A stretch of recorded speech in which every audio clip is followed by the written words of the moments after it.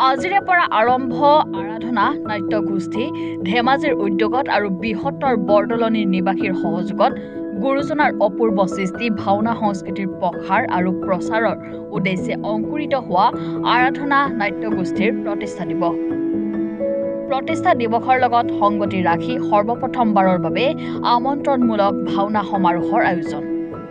25-26 ডিচেম্বৰ 2024 তাৰিখে অনুষ্ঠিত হোৱা ভাওনা সমাৰোহত নাট প্ৰদৰ্শন কৰিব অসমৰ আগশাৰী নাট্য দল, মণিকাঞ্চন শিল্পী সমাজ, বালিজান চিলাপথাৰ শিল্পী দ্বাৰা ৰাম বিজয় সীতাৰ পাতাল গমন।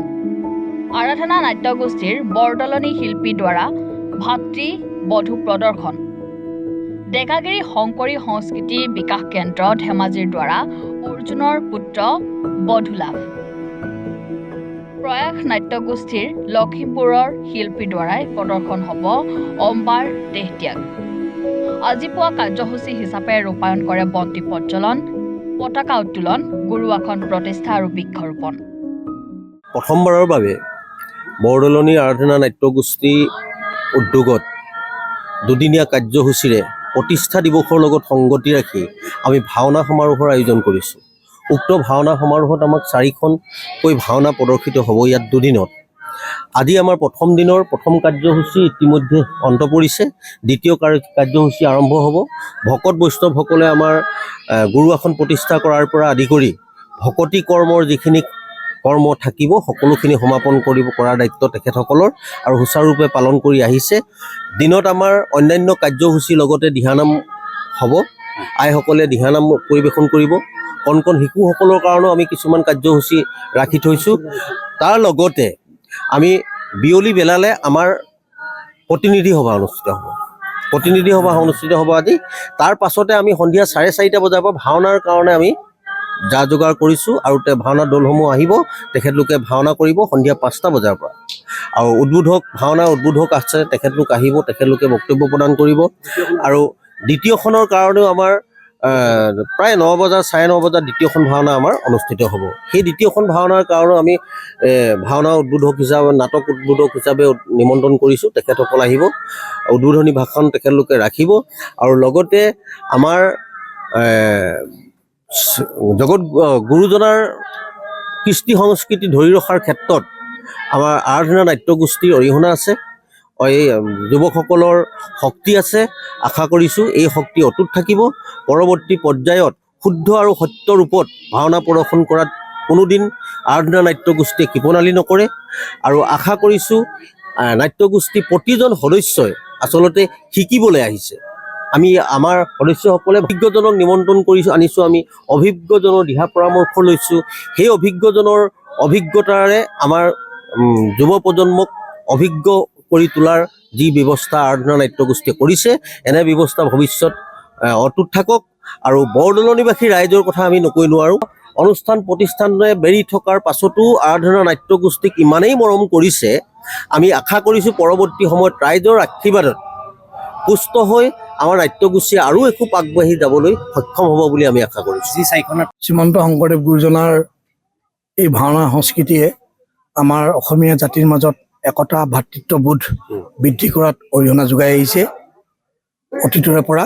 আৰু এতিয়াও আমি এই ভাওনা সংস্কৃতিৰ জৰিয়তে আমাৰ গাঁৱে ভূঞে থকা যিবিলাক ভাওনা দল আছে বা ভাওনাৰ শিল্পী আছে, এই উঠি অহা শিল্পীসকলক আমি ভাওনাৰ যিটো বৰ্তমান ভাওনাৰ যিটো চলি আছে, যুগ চলি আছে, সেই যুগৰ লগত আগবঢ়াই নিয়াৰ ক্ষেত্ৰত আমাৰ আৰাধনা নাট্য গোষ্ঠীয়ে পদক্ষেপ গ্ৰহণ কৰিব।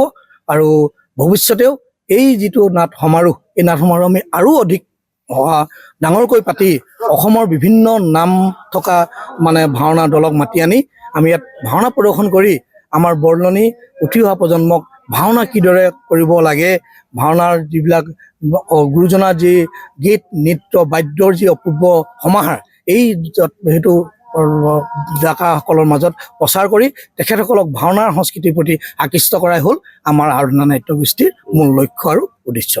দলে আমাক নাট পৰিৱেশন কৰিব, তেওঁলোক ডেকাগিৰি ধেমাজি। আৰু দ্বিতীয়খন নাট পৰিৱেশন কৰিব লখিমপুৰৰ পৰা আহিব প্ৰয়াস নাট্য গোষ্ঠী। আৰু কালিলৈ প্ৰথমখন নাটক শিশু নাট চিলাপথাৰ মণিকাঞ্চন নাট্যগোষ্ঠীয়ে পৰিৱেশন কৰিব। আৰু শেষৰখন নাটক যিহেতু আৰাধনাৰ প্ৰতিষ্ঠা দিৱসত আৰাধনাই দৰ্শকক নতুন এখন নাটক, খুব সুন্দৰ নাটক, ৰামায়ণৰ ভাতৃবধূ নামৰ নাটকখন পৰিৱেশন কৰি দৰ্শকক আমোদ দিবৰ কাৰণে চেষ্টা অব্যাহত ৰাখিব। হয়, আমি অনুষ্ঠানটোত ৰাইজ নহ'লে যিহেতু নহ'ব, ৰাইজ লাগিব। গতিকে ৰাইজৰ পদধূলা আমি একান্তই কামনা কৰিছোঁ আৰু সকলো ৰাইজক আমি আদৰিবলৈ আমি সাজু হৈ আছোঁ।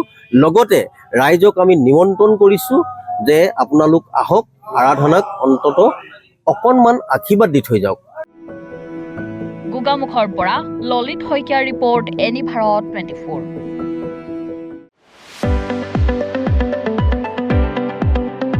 ৰঙাপাৰাবাসীৰ বাবে সুখবৰ। আপুনি যদি দুচকীয়া বাহন ল'ব বিচাৰিছে তেন্তে এতিয়াৰে পৰা আৰু চিন্তাৰ কোনো প্ৰয়োজন নাই।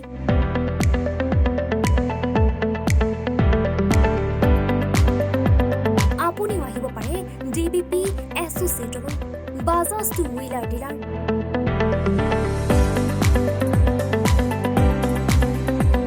আমাৰ ঠিকনা ৱাৰ্ড নং 8, ঠাকুৰবাৰী ৰোড, ডাকঘৰ, ৰঙাপাৰা, জিলা শোণিতপুৰ।